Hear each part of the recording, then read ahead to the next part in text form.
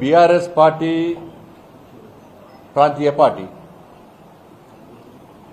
BRS పార్టీని తెలంగాణ రాష్ట్ర ప్రజలు తిరస్కరించారు. అధికారంలో పార్టీని వాళ్ళ పార్లమెంటు ఎన్నికలంటేనే మోడీ ఎన్నికలు అంటారు.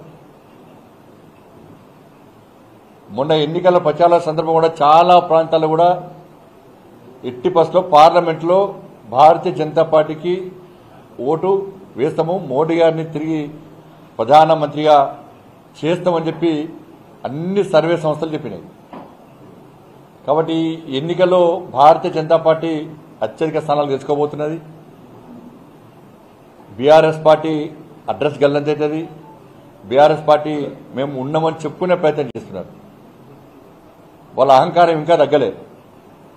కేసీఆర్ కొడుకు అహంకారం కానీ ఆయన బాడీ లాంగ్వేజ్ చూస్తే ఇంకా మేము అధికారంలో ఉన్నాము అని చెప్పి ఒక ఫీలింగ్ పోతలేదు ఆయనకు. ఆయన అహంకారం బాడీ లాంగ్వేజ్ చూస్తుంటే ఆయన అహంకారమే బీఆర్ఎస్ పార్టీ కుంభముంచిందన్న విషయాన్ని ఇంకా కేసీఆర్ కుటుంబం గుర్తిస్తలేదు. మరి ఇవి ఢిల్లీ ఎన్నికలు, ప్రజలందరూ అంటే కామన్ అంటారు అవి చిన్న ఎన్నికలు, ఇవి పెద్ద ఎన్నికలు, అవి స్థానిక ఎన్నికలు, ఇవి ఢిల్లీ ఎన్నికలు. ఢిల్లీ ఎన్నికల్లో నరేంద్ర మోడీ గారు ప్రధానమంత్రిగా కావాలని చెప్పి దేశ ప్రజలందరూ కోరుకుంటారు. కాబట్టి ఎన్నికల్లో భారతీయ జనతా పార్టీ పక్కా గెలవబోతున్నది. బీఆర్ఎస్ పార్టీ ప్రాంతీయ పార్టీ బీఆర్ఎస్ పార్టీని తెలంగాణ రాష్ట్ర ప్రజలు తిరస్కరించారు. అధికారంలో పార్టీని వాళ్ళ పార్లమెంటు ఎన్నికలంటేనే మోడీ ఎన్నికలు అంటారు. మొన్న ఎన్నికల ప్రచార సందర్భం కూడా చాలా ప్రాంతాల్లో కూడా ఎట్టి పరిస్థితుల్లో పార్లమెంట్లో భారతీయ జనతా పార్టీకి ఓటు వేస్తాము, మోడీ గారిని తిరిగి ప్రధానమంత్రిగా చేస్తామని చెప్పి అన్ని సర్వే సంస్థలు చెప్పినాయి.